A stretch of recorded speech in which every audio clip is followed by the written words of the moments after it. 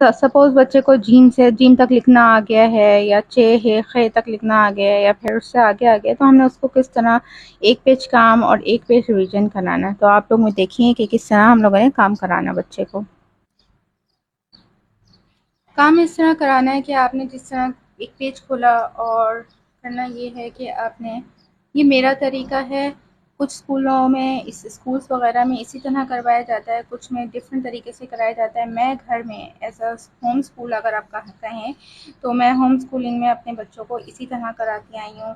और इससे बच्चे को एक एक कॉपी का पैटर्न होता है कि आप की मदर या फिर टीचर जो भी हो किस तरह काम कराती है, तो वो पैटर्न आप लोग डिसाइड करें, उसी पैटर्न को लेकर आपने बच्चे को चलना है। सपोज़ कि आप लोगों ने जैसे अलिफ सिखा दी है और अलिफ मदा, मेरा बेटा 4 साल का है, अब उसको लिखना आ गया है, लेकिन फिर भी मैं उसको ये अभी डाल कर दे रही हूँ। आप ये देख सकते हैं, ये मेरा तरीका है होम स्कूलिंग का।